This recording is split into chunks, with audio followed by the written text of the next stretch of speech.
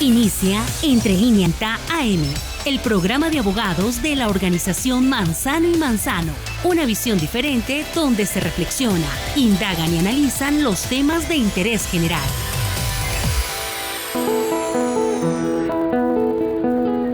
Oiga, señor presidente, ¿no le han dicho que la gente corre y grita por la calle? La cosa está muy caliente. Estudiantes en el parque, horas libres y a la cárcel. No los mezcle con bandidos, se confunden los sentidos. En general, los años pasan igual. Muy, pero muy buenos días a toda nuestra audiencia que nos sintoniza a nivel nacional e internacional por la cadena básica de Todelar con su emisora La Voz de Bogotá. Iniciamos una nueva emisión del programa Entre Líneas de Abogados Organización Manzano y Manzano, hoy 22 de diciembre del año 2019. Último programa del año, tenemos que decirlo, lamentablemente. Muy buenos días, doctor Marco Antonio Manzano. Muy buenos días, Jorge Luis Villada López, en cabina Chiqui. Marco, cuéntanos, ¿por qué la canción Oiga, señor presidente de Fernando Ubiergo?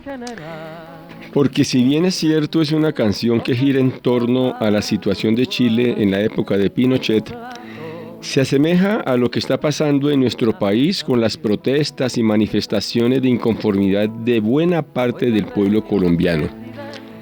Fernando Antonio Ubiergo Orellana nació en Valparaíso el 8 de febrero de 1953 y es un cantautor y músico chileno, ganador en el Festival Internacional de la Canción de Viña del Mar en 1978. La crítica ha premiado sus líricas sencillas y profundas canciones, ganándose la admiración de diversas generaciones de chilenos y latinoamericanos por su estilo de narración musical. Uno de sus grandes clásicos es su canción Un café para Platón. Oiga, señor presidente, ¿no le han dicho que la gente corre y grita por la calle? La cosa está muy caliente. Estudiantes en el parque, horas libres y a la cárcel. Atención. Conforme a la circular 34 del 2012, FECODE orientó al magisterio a iniciar las reclamaciones del reconocimiento y pago de la retroactividad en las cesantías con la organización Manzano y Manzano Limitada. Para aquellos docentes nombrados en propiedad por los departamentos, municipios o distritos que ingresaron entre el 1 de enero de 1990 al 31 de diciembre de 1996 y actualmente les están cancelando los intereses a las cesantías. Consúltenos sin ningún costo. Calle 19, número 310, oficina 401, teléfono 342-3150, 342-3150, Bogotá. Atención, Abogados Organización Manzano y Manzano Limitada continúa reclamando retroactividad en cesantías a docentes vinculados entre 1990 a 1996, revisión pensión invalidez por enfermedad profesional o accidente de trabajo para docentes provisionales y del decreto 1278 del 2002 que les aplicaron Ley 100 de 1993, pensión de sobrevivientes si les fue negada o concedida solo por 5 años. Pensión gracia si les fue negada por cualquier causa. Compatibilidad entre pensión de jubilación del sector público y pensión de vejez del sector privado. Revisión pensión, jubilación o invalidez. Consúltenos sin ningún costo. Calle 19, número 310, oficina 401, teléfono 342-3150, 342-3150. Bogotá. Acontecer político.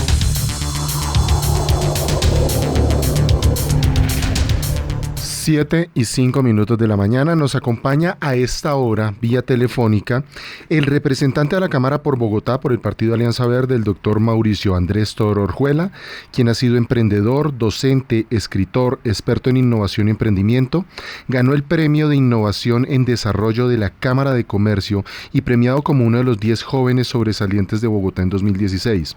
Profesor universitario, gerente general de Impulsa Colombia y jurado de Misión Impacto. Representante Mauricio Andrés Toro Orjuela, con los muy buenos días. Sergio, buenos días a todos los oyentes, a todos los que nos oyen a esta hora en Bogotá, que está fría. Una feliz Navidad. Representante Mauricio, pues necesitamos hacerle la pregunta de lo que sucedió la semana inmediatamente anterior en el Congreso de la República con esa, entre comillas, reforma tributaria con otro nombre, Ley de Crecimiento Económico, que al final de cuentas creemos que va a golpear el bolsillo de los colombianos. Cuéntenos a los micrófonos, a los oyentes de Entre Líneas, ¿qué sucedió? Bueno, para mí es una noticia que le dan a los colombianos en plena Navidad muy triste. El gobierno nacional presentó una reforma tributaria que es nociva y lesiva para la gran mayoría de colombianos. Y lo digo que es nociva y lesiva porque esa reforma tributaria buscaba en su gran mayoría entregarle unas exenciones tributarias, es decir, unas posibilidades de no tener que pagar impuestos a unos sectores empresariales y a unas empresas en especial y en particular que no las necesitan hoy. Las exenciones tributarias se crean en un país para estimular un sector que requiere crecer, lo que posteriormente a cuando demuestra ese crecimiento, pues esa exención se elimina y se traslada a los sectores que lo necesitan, que en este momento son las pequeñas empresas, las microempresas, los emprendedores que necesitan unos auxilios para poder crecer y volverse más grandes. Y esas exenciones efectivamente no fueron trasladadas a ese sector. Tengo que decir que le dieron algunas que yo lo llamaba coloquialmente, como dicen las abuelas, chichiguas, a las micro, medianas y pequeñas empresas que no logran generar el impacto que uno quisiera para ellas y continuaron con esas grandes exenciones para esas empresas. Por otro lado, eso que aprobaron en general lo que hace es reducir la posibilidad de que el Estado recaude tributos y en unos 2 años nos vamos a tener que enfrentar a otra reforma tributaria que va a seguir afectando el bolsillo de los más pequeños, de las microempresas, pero sobre todo de los ciudadanos de a pie, que son cuando el Estado deja de recaudar, pues finalmente terminan cobrándole esos impuestos a las clases menos favorecidas, que es la gran mayoría de colombianos. Representante Mauricio, la revista Semana el 21 de diciembre saca un artículo donde dice lo bueno, lo malo y lo feo de la reforma tributaria, donde efectivamente se ve las tensiones que hubo y se aprueba una reforma que, como usted bien lo dice, hay una rebaja de impuesto a las empresas, le devuelve el IVA a los colombianos más pobres y le da beneficio a los pensionados y jóvenes. Sin embargo, lo que hemos escuchado es que efectivamente con esas exenciones que les hacen a las grandes empresas, lo que va a golpear es mucho más duro el bolsillo del colombiano promedio, porque hay una pérdida de más o menos entre 10 u 11 billones de pesos para las grandes empresas que tiene que verse suplido por otras vías. ¿Qué podríamos decirle a nuestra audiencia acerca de esto? Así es, hay que hablar de los puntos que acabas de mencionar y es, si bien, por ejemplo, para las pequeñas empresas se logra que el IVA de la importación de bienes de capital, es decir, cuando un microempresario o un pequeño empresario adquiere maquinaria en otras partes del mundo o algún elemento necesario para su producción, hoy va a poder deducir el IVA que paga por la importación de esos materiales, pues que eso de alguna manera genera un flujo de caja pequeño que apoya a esas empresas, lo mismo que aquellos que pagan ICA. Poder deducir ese ICA de la renta también les ayuda, pero es que esos son unos ayudas muy pequeñas comparadas a lo que uno quisiera, y es que le deduzcan gran porcentaje de la renta, como se hace con las grandes empresas, para poder generar el empleo que ellos están esperando. También muy importante algunos descuentos o exenciones para las personas o empresas que empleen a jóvenes. También uno dice maravilloso, pero en general es más lo que es lesiva la reforma, porque al dar esas grandes exenciones se van a terminar que tener pagando por parte de alguien que son los colombianos de a pie. Cuando el Estado le entrega esas exenciones a esas grandes empresas que alrededor de 9 o 10 millones está sumando, billones de pesos al año, pues uno se pregunta, ese déficit fiscal, ¿quién lo va a pagar? Cuando el Estado dice, no tengo plata. Cuando una reforma tributaria se hace precisamente para recaudar más, no para regalar más. Y cuando el Estado dice, no tengo plata, empieza por otras vías a cobrar esos impuestos de alguna otra manera a las clases medias y a las clases menos favorecidas, que es lo que le decíamos al gobierno. Hombre, por Dios, ¿cómo le van a entregar ustedes esa cantidad de exenciones a esas empresas cuando lo que necesitamos es recaudar para poder lograr cosas como, por ejemplo, a la ayuda que se está necesitando para las personas que tienen deudas con el ICETEX? Necesitamos un plan de salvamento para todas esas familias que hoy están a punto de perder su casa, que están a punto de que le embarguen su sueldo por el único delito de haber puesto a sus hijos a estudiar. ¿Qué va a pasar con ellos? Esos billones de pesos deberían irse precisamente para ese plan de salvamento de esas familias. Esos billones de pesos que le regalaron a las farmacéuticas y a los grandes capitales, que no necesitan esas exenciones porque tienen con qué pagar, los debimos haber tomado para poder financiar a aquellos que están pidiendo hoy un crédito educativo, para poder trasladar por lo menos parte de ese dinero a los subsidios que le están entregando al adulto mayor que no se alcanzó a pensionar. Pero no, el Estado hizo y el gobierno colombiano hizo ojos y oídos cerrados y tapados a esta necesidad de los colombianos, que no va a recibir absolutamente nada el próximo año. Señor representante Mauricio Andrés Toro, ¿cómo hacemos entonces para explicarle a nuestros oyentes, al pueblo colombiano, lo siguiente? El gobierno sigue insistiendo a través del mismo presidente y sus ministros que esta reforma es una gran reforma para la clase media y para la clase de menos recursos. Entonces, ¿cómo explicarles, después de esas grandes movilizaciones que se han venido haciendo contra esa reforma tributaria, y el gobierno, repito, sigue insistiendo que no, que esto es muy bueno para la clase media y que no es cierto que se vayan a beneficiar esos grandes capitales? ¿Cómo hacemos para entender de una forma didáctica a todos nuestros oyentes?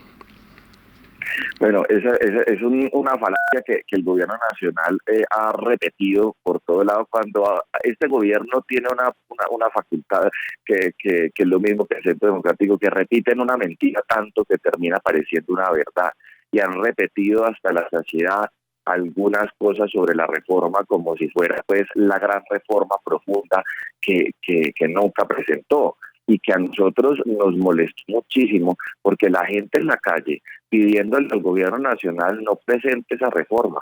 Tiene usted tiempo de sentarse a presentar, es una oportunidad única para elaborar una reforma que no sea regresiva, una reforma que le quite carga a las clases menos favorecidas para de esa manera ayudarles a generar una economía sostenible, que es la que mueve este país. La clase media y la clase menos favorecida, por ser la gran mayoría, es la que necesita a la que se le trasladen las exenciones o por lo menos algunos descuentos. Se lo insistimos al gobierno, pero no lo hizo. Entonces hoy, cuando vamos a hablar, por ejemplo, de la base gravable de renta, hoy muchos colombianos tienen que empezar a declarar renta cuando deberíamos ayudarles de alguna manera a que puedan tener flujo de caja en sus casas. Es decir, en la medida en la que esas clases menos favorecidas pueden tener algo más de margen, eso les va a permitir tener más gasto. Es decir, al tener más dinero libre en sus bolsillos pueden comprar más y eso activa la economía.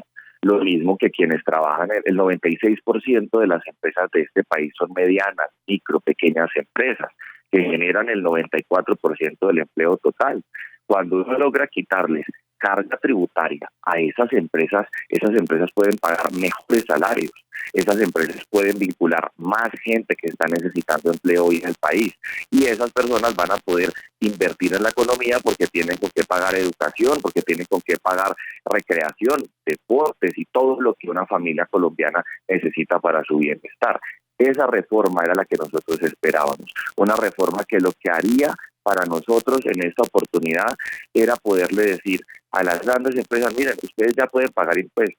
Le voy a dar un ejemplo de lo que no incluyeron en esa reforma que debieron haber incluido. El sector bancario de este país, que es uno de los que más dinero le deja a unos pocos. 10 billones de pesos entre seguros y bancos hay en exenciones en Colombia. No derogaron una sola exención de esos sectores, el sector seguros y el sector banco, que en la crisis del 99, más o menos, entre el 95 y el 99, la banca se iba quebrando. Y claro, tuvimos que darle un auxilio a los bancos porque son los que guardan las pensiones de los colombianos, porque los bancos mantienen una economía de mercado y se les dieron unas exenciones para salvarlos. Esas exenciones ya no las necesitan y no incluyeron ninguna derogatoria, es decir, no incluyeron ningún artículo que les dijera a los bancos, mire, ya no necesitan ustedes esto, no es necesario porque ya ustedes están bien. Es el sector que más, hace 8 años, más utilidades da. Una banca que es poco competitiva y en muchos casos abusiva con los cobros que le hace a los colombianos. Y en vez de eliminar eso, entonces van y le dan y le amplían las exenciones a los ricos para, por ejemplo, a las megainversiones. Esas mismas empresas, esos mismos accionistas que hacen inversiones en Colombia, le siguen dando exenciones. Hombre, quíteles esas exenciones a esos bancos y trasládense a sectores microempresariales que necesitan crecer para generar empleos de calidad. Eso no lo hizo esta reforma. Entonces, cuando uno mira, ocultaron algunos beneficios muy cortos. Por eso hablaba semana de lo bueno, lo malo y lo feo. Lo bueno eran chichivas.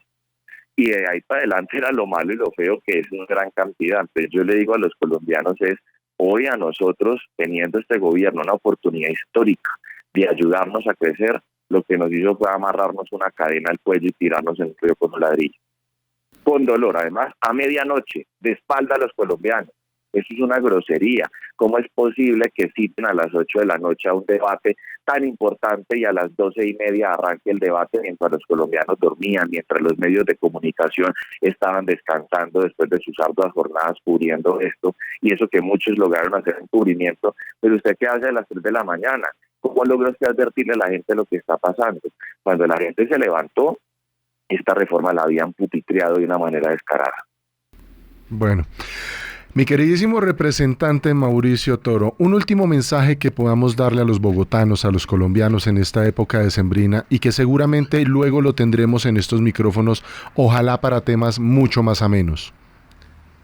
Bueno, a todos los colombianos, a los bogotanos, a todo el país, un mensaje de paz y de reconciliación. Yo creo que nosotros como colombianos tenemos que empezar a proponer, y al final es lo que estamos haciendo desde el Congreso algunos, y es proponer soluciones. En esa reforma se propusieron muchísimos cambios, pocos fueron tenidos en cuenta, y a los colombianos lo que les digo yo es: tenemos que saber perdonar, tenemos que unirnos hacia un mismo objetivo, que es construir el país en el que queremos vivir para no tener que vivir en el que nos dejaron. Tenemos que aprender a entender la diferencia. Uno puede ser crítico respetuosamente de las diferencias que tenemos con el vecino, con la persona del frente, con la pareja. Si nosotros seguimos hoy trabajando y construyendo todos para el mismo lado, este país va a ser supremamente diferente. Entonces, aprovechar esta Navidad para decirle a las personas que hemos ofendido de alguna manera perdón y disculpas, para arrancar un año en el que todos podamos trabajar por la paz, por el respeto, por la reconciliación, pero sobre todo por sacar a nuestro país adelante, porque a todos, pero absolutamente a todos nos conviene que al país le vaya bien, porque así vamos a lograr lo que tanto hemos soñado. Así que quienes no estamos dispuestos a esperar a otra generación para trabajar por el país, les hago esa invitación de entregar un granito de arena todos los días para que todo sea mejor. Al representante Mauricio Andrés Toro Orjuela, muchas gracias. 7:19 de la mañana, avanzamos. Acontecer sindical. 7:19 de la mañana, nos encontramos en estos momentos también en la línea telefónica con el compañero Francisco Maltés Tello, director del Departamento de Relaciones Sociales de nuestra Central Unitaria de Trabajadores CUT. Muy buenos días, compañero Francisco Maltés. Muy buenos días, doctora, a todos los que están en la cabina, al equipo de trabajo y a todos los oyentes de este importante programa de los trabajadores estatales y en particular de la educación. Bueno, compañero Francisco Maltés, las últimas noticias que le tenemos a los trabajadores de Colombia, a los educadores, a la sociedad en general, acerca del gobierno, la negociación, salario mínimo y toda esta nefasta reforma tributaria que pasó la semana inmediatamente anterior. Creo que este proceso nos deja unas enseñanzas muy importantes a todos los colombianos y también vemos síntomas de cambio. Quisiera expresar en primera oportunidad que hemos aprendido y hemos refortalecido el criterio de la unidad. En este proceso hay trabajadores, pensionados, estudiantes, ambientalistas, animalistas, campesinos. Hemos reforzado ese principio organizativo de los trabajadores. Segundo, nos ha dejado otra enseñanza, es que hay que hacer una movilización permanente, sistemática y pacífica. Tercera enseñanza que nos deja es que hemos visto que hay una mayor conciencia en la ciudadanía sobre todos los hechos políticos que acontecen en el país. Esta es la primera reforma tributaria de las 19 que nos han clavado, en la cual hay una mayor fiscalización de los ciudadanos, una fiscalización permanente. En las regiones muchos ciudadanos abordaron los parlamentarios para decirles que no la votaran. Creo, y la movilización fue permanente hasta el lunes de la presente semana. Y bueno, estuvo el atraco a la madrugada. En cuarta instancia, creo que de igual manera hemos aprendido la necesidad de innovar en las prácticas de la protesta, cosa que es muy importante y que difiere de otros países del continente que están en movilización. Creo que hay estas 4 enseñanzas que nos deja este proceso, porque sin duda en enero y en el transcurso del año se va a profundizar la protesta contra este gobierno del presidente Iván Duque. Compañero Francisco, visto eso, ahora, ¿cómo va la negociación del salario mínimo para nuestros trabajadores colombianos? Bueno, la negociación del salario mínimo demuestra cómo es este gobierno, lo angosto para los ciudadanos y los trabajadores y lo amplio para los empresarios. Hemos solicitado 4 puntos en la mesa de concertación. Uno es un alza general de sueldos y salarios en la medida en que todos los ciudadanos de que tienen ingresos hemos perdido poder adquisitivo. Y segundo, para reactivar la economía. Segundo, hemos solicitado que los precios de los servicios públicos regulados, que los precios de los regulados, es decir, donde el gobierno incide, se congelen por un año, es decir, las tarifas de acueducto, de energía, del servicio de gasolina, de la gasolina. Tercero, hemos solicitado que los salarios se tienen que acompasar con la canasta básica. Y cuarto, la disminución de los aportes a los pensionados. De todos estos 4 puntos, el gobierno se niega a negociar 3 y dice que solamente habla del salario. Y los empresarios, como es tradicional, se quejan de que no han ganado, de que están muy mal, de que las cifras no le cuadran, y entonces hace un ofrecimiento del 5.5%, olvidándose de que con la reforma tributaria van a dejar de pagar desde el próximo año aproximadamente 8 billones de pesos. Esos empresarios colombianos son unos miserables. Bien. Compañero Francisco, ahora pasando a un tema un poco más delicado, y es que el pasado 18 de diciembre, tanto el Comité Ejecutivo de la Federación Colombiana de Trabajadores de la Educación FECODE, algunos exdirectivos y actuales directivos de la FECODE, así como algunos miembros del Comité Ejecutivo de la Central Unitaria de Trabajadores CUT, recibieron una nueva amenaza firmada por las Águilas Negras, Bloque Capital, Distrito Capital. ¿Qué tenemos que decir? Porque desde estos micrófonos, ya lo decimos, rechazamos rotundamente cualquier acto de violencia y mucho más en contra de los defensores de los derechos de los trabajadores. Pero ¿qué tenemos que decirle a nuestra ciudadanía, a nuestros oyentes? Bueno, hace cerca de 3 meses desde ACUT denunciamos cómo hay un proceso llamamos de reorganización, de reagrupamiento, de fortalecimiento de las Águilas Negras en la región central del país. En este proceso, la CUT y FECODE hemos recibido múltiples amenazas de esta organización criminal, y hay que decir que el gobierno no toma medidas. El gobierno hace anuncios muy pomposos de que va a hacer investigaciones, pero la verdad que no vemos los resultados. Por eso, desde ya, cualquier atentado que sufra algún dirigente sindical de la CUT o de FECODE, responsabilizamos al presidente Duque por su falta de acción para desmantelar, castigar a los integrantes de esta banda criminal. Compañero Francisco Maltés, como nos acercamos efectivamente a la Navidad y viene el nuevo año, el gobierno viene diciendo es que ese paro nacional, eso ya perdió fuerza, ahora hay unos muy poquitos que ya se manifiestan, lo cual quiere decir que ya no le creen a ese comité de paro.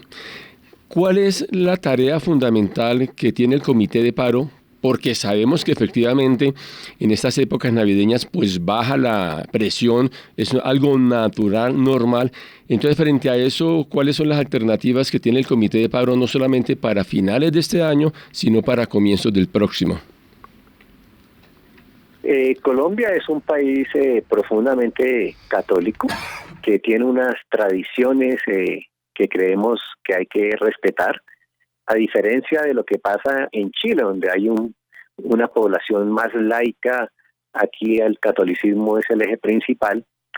En estas fechas son de recogimiento con la familia. Pero no hay que olvidar que hoy tenemos concierto en Santander, en Bucaramanga hay un concierto en apoyo al paro, en Medellín hay un concierto en apoyo al paro.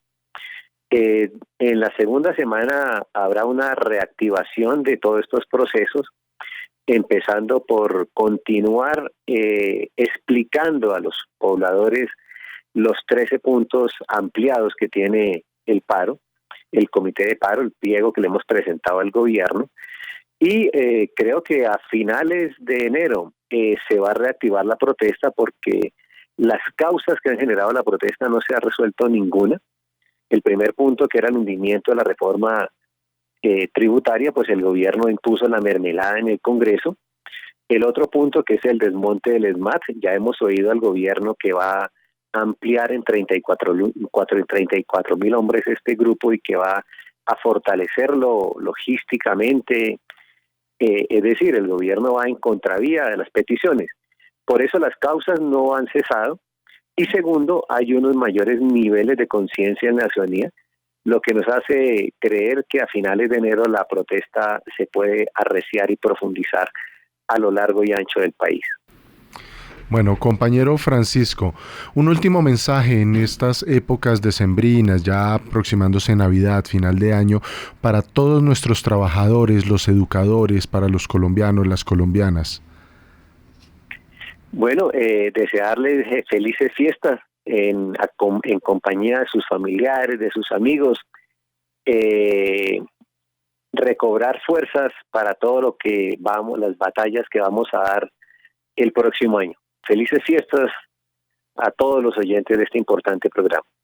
Bueno, muchas gracias a nuestro compañero Francisco Maltés de la Central Unitaria de Trabajadores CUT.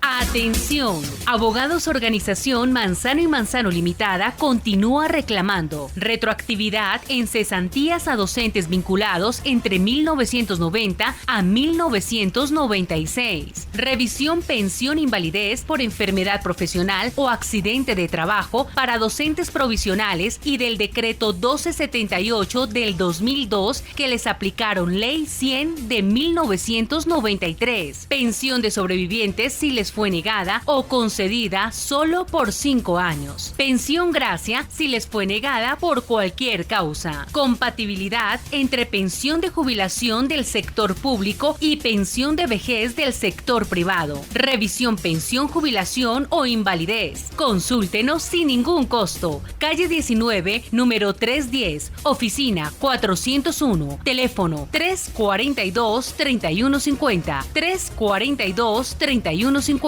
Bogotá. Atención. Si usted estuvo vinculado antes del 26 de junio del 2003, sin importar la modalidad de su vinculación, y si fue o es docente provisional o docente del decreto 1278 de 2002 y sus tiempos de servicio con el Estado suman 20 años o más, tiene derecho a que se le reconozca su pensión de jubilación a los 20 años de servicio y 55 años de edad, a gozar de compatibilidad con salario y pensión y a que le incluyan en su pensión todos los factores salariales con el 75% del último año. Consúltenos sin ningún costo. Abogados, Organización Manzano y Manzano Limitada, calle 19, número 310, oficina 401, teléfono 342-3150, 342-3150, Bogotá. Acontecer social. 7:30 de la mañana, avanzamos en Entre Líneas y venimos con esta importante sección porque es nuestra sexta entrega de la historia de las prestaciones sociales en Colombia a cargo del líder de la Unidad de Apoyo Sindical de Abogados OMM Limitada, el sociólogo Jorge Luis Villada López, como estos últimos 6 domingos. Jorge Luis, muy buenos días, los micrófonos son tuyos. Muy buenos días para el grupo y para toda la audiencia. Yo quiero iniciar retomando un capítulo de 100 años de soledad y se refiere precisamente a esa descripción mágica que hace García Márquez sobre la enfermedad del olvido. Es decir, cuando toda la población de Macondo olvida hasta el nombre de las cosas y tienen que poner papelitos para identificar el nombre de cada cosa. Y esa enfermedad del olvido se nos quedó a los colombianos. Ese es el gran problema que tenemos los colombianos, porque olvidamos rápidamente las cosas que nos han acontecido. A nosotros nos han acontecido cosas muy graves en la historia, pero hasta ahora encontramos que la población más joven empieza como a reencontrarse con la historia, porque ha estado siempre prohibida en Colombia. Entonces yo quiero como terminar el capítulo de esos largos 45 años en que gobernaron los conservadores, que se llamó la hegemonía conservadora, que inició en 1885 y terminó en 1930. Y eso se debió precisamente a un juicio histórico que le hicieron al Partido Conservador en el Parlamento a propósito de la matanza de las bananeras en 1928. Uno de los líderes de ese gran juicio fue Jorge Eliezer Gaitán, un joven abogado liberal que había recién llegado de Roma, donde se graduó como abogado y además tuvo la oportunidad de acercarse a la cultura europea. Para ese entonces las ideas socialistas, su tesis se refiere a las ideas socialistas. Este joven le hace un gran juicio al Partido Conservador y llega es destacada su frase de cómo el gobierno colombiano conservador ponía las rodillas en el suelo mientras los gringos mataban a nuestros compatriotas, a nuestros ciudadanos. Eso genera un hito histórico, porque es el surgimiento en 1930, el triunfo del Partido Liberal, y se inicia lo que se denominó la República Liberal con Olaya Herrera. Pero veamos cuáles son las cosas más destacadas de ese juicio histórico que se le hizo al Partido Conservador. Iniciamos con la persecución que se le hizo a los liberales. Por ejemplo, San Ezequiel Martínez,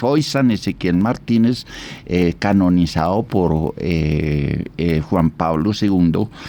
Este obispo español que era el obispo de Pasto, llegó a afirmar en esos años, hacia finales del siglo XIX, que ser liberal era pecado mortal. Y de ahí en los púlpitos de las iglesias se hacía una gran persecución a las ideas liberales, pero también al incipiente comunismo, a los masones, a todo lo que no fuera la ideología de los conservadores. Otro de los aspectos que se tienen que cubrir durante ese periodo, hacia finales del siglo y principios del otro, aquí se dice que siempre en los cambios históricos, cuando termina un siglo y inicia otro, nos reciben con una guerra. Fue la guerra de los 1000 días, en donde los liberales declarados subversivos se enfrentaron al gobierno conservador y hubo una masacre prácticamente de más de 100.000 personas en aquel entonces. Otro aspecto importante que tenemos que destacar en esos 45 años fue la separación del Canal de Panamá, del departamento de Panamá, impulsada por los gringos que tenían el interés de construir el canal. Entonces en 1930 se da la separación de Panamá y los gringos inician la construcción del canal que terminó en 1914. Otro de los aspectos fue el asesinato de Rafael Uribe en 1915, único parlamentario liberal que fue asesinado por 2 campesinos boyacenses con hachas en 1915. Uribe era el jefe de las guerrillas liberales y fue el jefe del ejército liberal en la guerra de los 1000 días. Entonces, digamos que es lo que marca ese hito histórico. Y otro aspecto muy grave fue la represión que se hizo a los sastres de Bogotá en 1918, donde los sastres se declararon en huelga a causa de que mandaron a hacer los uniformes del ejército y la policía en el extranjero, y entonces los sastres se levantaron frente al gobierno de Marco Fidel Suárez y fue reprimido.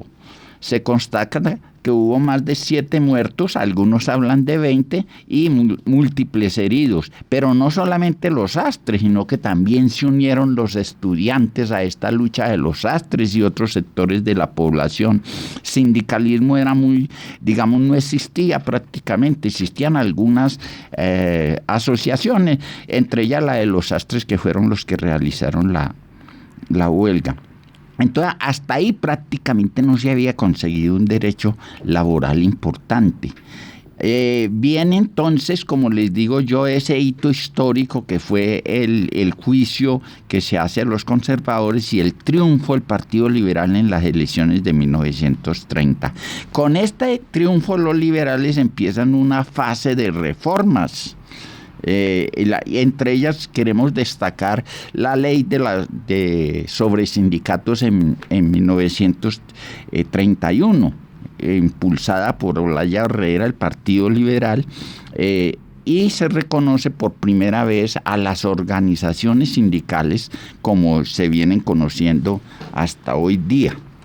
Y otro aspecto es que en 1931 Colombia, una cosa extraordinaria, mediante una sola ley ratifica todos los convenios que se habían aprobado por parte de la OIT entre 1919 a 1930. Hasta ese momento se habían aprobado 26 convenios de la OIT, que son los que dan el margen al derecho individual del trabajo. Recordemos que antes de eso no existía prácticamente derecho del trabajo en ninguna parte del mundo. Los trabajadores del mundo estaban luchando por la jornada de 8 horas y por eso fueron a París a reclamar cuando se creó la OIT, a reclamar que se incluyeran derechos laborales y entre ellos la jornada de 8 horas diarias. Por eso la OIT a 1930 ya expedió 26 convenios. Entre esos convenios voy a destacar precisamente el número 1, que es por el cual se limitan las horas de trabajo en las industrias a 8 horas diarias y 48 semanales. Ese convenio fue ratificado posteriormente por Colombia. Pero hablemos de la Ley 83 un poco. La Ley 83 del 23 de junio del 31 reconoció a los trabajadores el derecho de asociación libre para la defensa de sus intereses, formando sindicatos, asociaciones profesionales, etc. Se llama sindicato la asociación de trabajadores de una misma profesión, oficio o especialidad, similares o conexos, constituida exclusivamente para el estudio, desarrollo y defensa de los intereses comunes de su profesión, sin repartición de beneficios.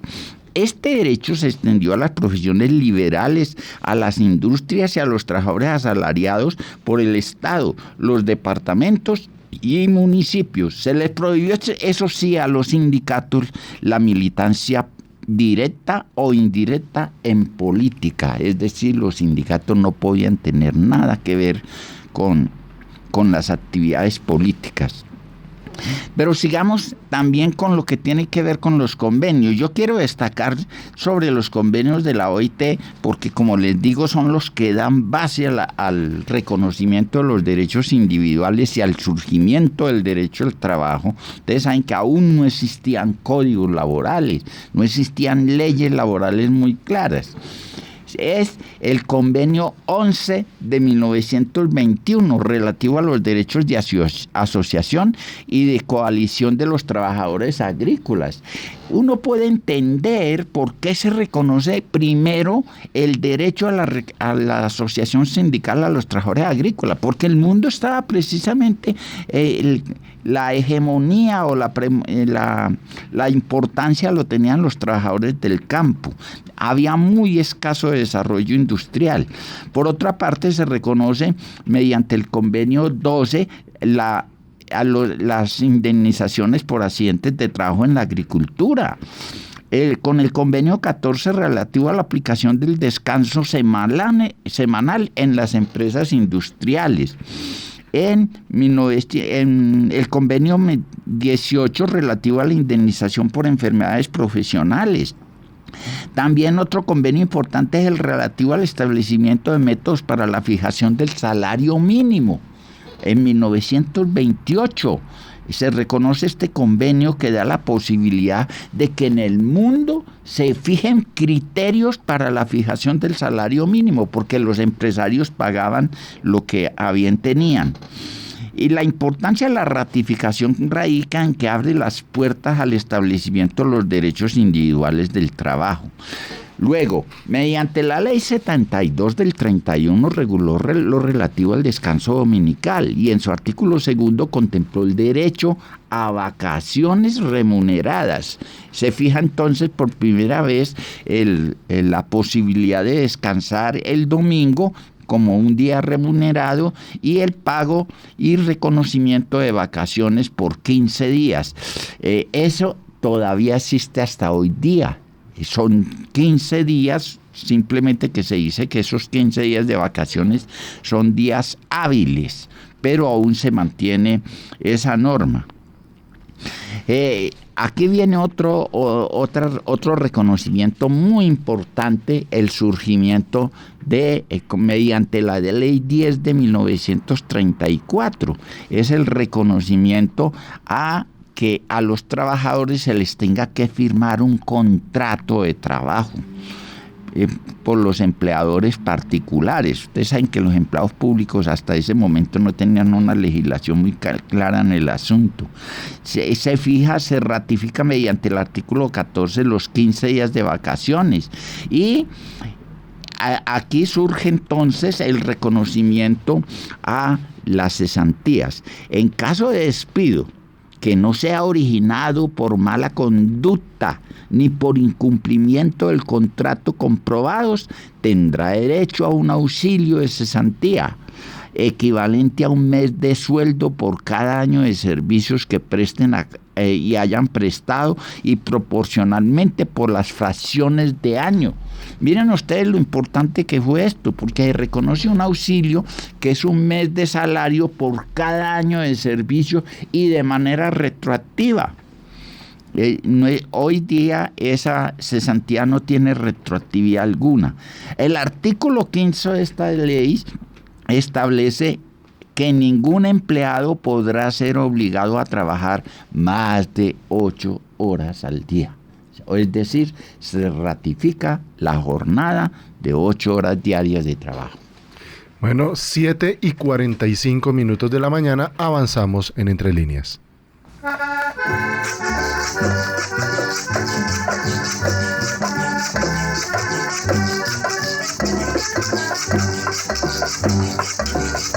Llegó diciembre con su alegría, mes de parrandas y animación, en que se baila de noche y día y es solo juergas y diversión. Se hacen natillas, se hacen buñuelos, se dan regalos en caridad, engringolados chicos y abuelos hacen el árbol de Navidad.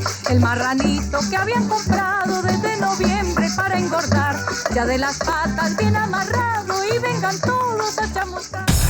Acontecer político. Oiga, con esa música sabrosa de diciembre. Lástima que tengamos un diciembre con reforma tributaria, Chiqui. Pero bueno, hay muchos temas de los que quisiéramos estar hablando acá. Tenemos el primero de ellos, que yo creo que es uno de los más importantes que hay en estos momentos, Marco y Jorge. ONU. La jurisdicción penal militar no es competente para juzgar el caso de Dylan Cruz. Recordemos el caso de Dylan Cruz, el muchacho que murió en la calle 19 con carrera cuarta en Bogotá, a manos de un tiro, podríamos decirlo casi de gracia, que dio un miembro del Escuadrón Móvil Antidisturbios con un arma no convencional, y que esto ha sido para todo. La Policía Nacional, el ministro de Defensa defendiendo el uso o la utilización de estas armas, que están por fuera de cualquier reglamentación por ser armas supuestamente no letales, y resulta que las cifras están demostrando que sí son letales. Y ahora el capitán del ESMAD, dice la jurisdicción militar, que tiene que irse por jurisdicción penal militar su investigación, a pesar que la ONU dice que no. ¿Qué tenemos para decir, Marco? Bien, el Consejo Superior de la Judicatura dirimió el conflicto que había entre la justicia penal militar y la justicia ordinaria, señalando que es a la primera a la que le corresponde investigar. En ese sentido, la ONU se pronunció sobre esa decisión, diciendo lo siguiente: para la organización internacional, el procesamiento del capitán del ESMAD que disparó e impactó al joven corresponde siempre a la justicia ordinaria, y por eso compartió un documento de la Corte Interamericana de Derechos Humanos sobre la supervisión a un caso en México de violación de derechos humanos para reforzar su argumento. Es decir, están de acuerdo en lo que se ha dicho acá en Colombia, en todos los medios, por lo menos jurídicos, donde se discuten estos problemas. Es que es a la justicia ordinaria la que le corresponde, por cuanto que allí, como lo dijo Medicina Legal, se cometió un homicidio culposo. Y por esa situación se debe de investigar, y no es porque era en función de una tarea que le correspondía al capitán. Es lógico pues que el gobierno sigue insistiendo, y ahora la tesis que se está moviendo es que el capitán le disparó al montón que iba corriendo porque habían sido agredidos a piedra y con objetos contundentes, y ellos entraron a defenderse. Entonces yo creo que eso es algo que se tiene que profundizar, y además que los videos son muy claros en señalar qué fue lo que pasó allí. Ahí no se puede distorsionar la verdad, porque todo lo estamos viendo todos los días a través de los videos, que los estudiantes venían siendo perseguidos por el ESMAD, porque acordemos que aquí lo dijimos alguna vez, o recordémoslo más bien, que ellos iban hacia la Plaza de Bolívar, y la consigna era, y la orden era, que no se tenían por qué movilizar, es decir, se violaba el derecho a la protesta, a la movilización, y fue por eso que los estudiantes comenzaron a correr hacia la 19 con carrera tercera, y allí fue donde sucedieron todos estos hechos que estamos comentando. Jorge, ¿qué tenemos para decir frente a ese hecho?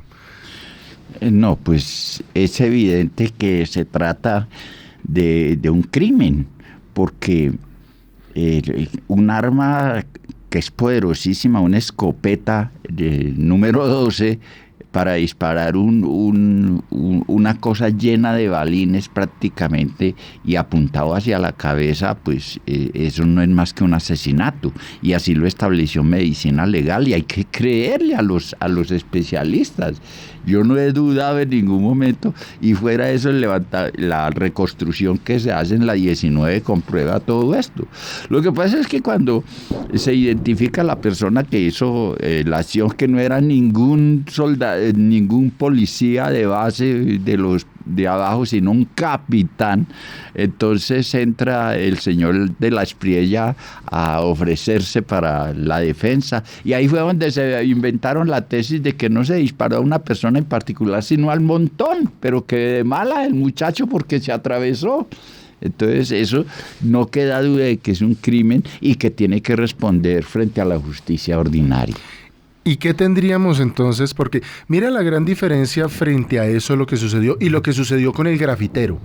¿Se acuerdan el grafitero, claro, ese caso de hace más de 12 años, Diego Felipe Becerra, donde también precisamente se cometió un crimen y fue la misma discusión? Es que es increíble que en este país, pleno año 2019, y sigamos teniendo las discusiones de si fueron acciones que fueron ejercidas en uso de sus funciones, atribuciones legales, o están por fuera de esa competencia. Pero igual, amanecerá y veremos. Esperemos a ver qué sucede con la jurisdicción penal militar, decisión ya tomada por los órganos. Número 2. Medicina legal estima que hay unos 200.000 cuerpos sin identificar en cementerios y en fosas comunes. Marco. Grave, muy grave, porque en el programa pasado señalamos la fosa común que se descubrió en Dabeiba, Antioquia. Allí también alcanzamos a decir que seguramente no sería la única fosa que se iba a estudiar, a profundizar, sino que habrían más. Y ahora Medicina Legal nos da una cifra que es bastante escalofriante. Son 200.000 cuerpos sin identificar en cementerios y en fosas comunes, y allí se encuentran los mal llamados falsos positivos. Y ahora, con esas 12 fosas comunes, o mejor, 16 fosas comunes, que seguramente más adelante vamos a ver también esa noticia, nos pone a nosotros a pensar entonces qué ha pasado en este país. Quiere decir que se ha desaparecido, por así decirlo, una población inclusive superior a la que puede ser, me imagino yo, a la población de Tuluá, que tiene menos de 200.000 habitantes, si mal no estoy. Es. O si no, ciudades más pequeñas, donde uno dice es como si desaparecieran toda una ciudad. Bueno, los que nos están escuchando podrán también hacer sus cuentas. En mi pueblo hay tantos habitantes, quiere decir que, o en tal ciudad hay tantos habitantes, quiere decir que. Creo que la situación es bastante compleja en nuestro país. Hoy en día, en pleno siglo XXI, que eran situaciones que no se querían dar a conocer, porque es que la justicia ordinaria y la justicia penal militar, ¿por qué no investigaron esto si es de hace muchos años? Y es lo que volvemos a reiterar, el por qué no querían que la JEP comenzara a funcionar.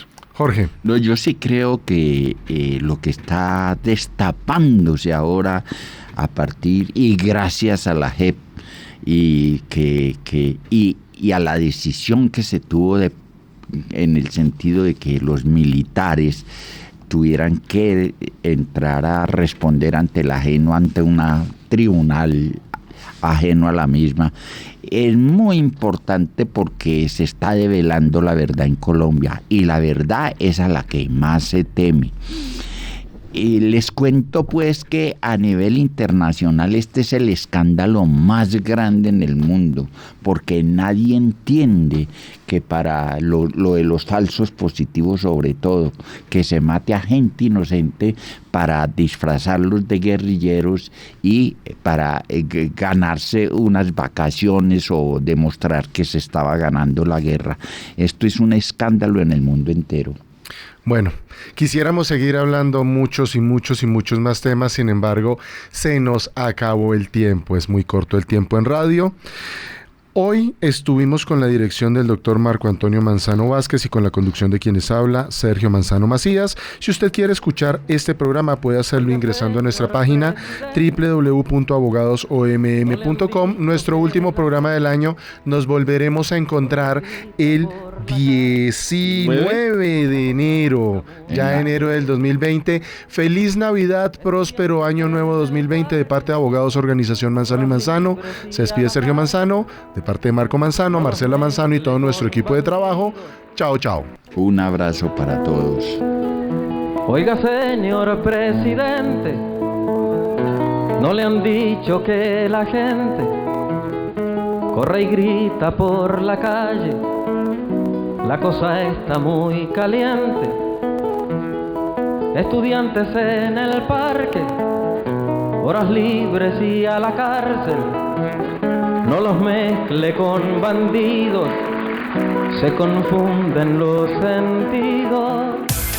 Acompáñenos el próximo domingo de 7 a 8 de la mañana en La Voz de Bogotá, Entre Líneas 9:30 AM, el programa de la organización Manzano y Manzano.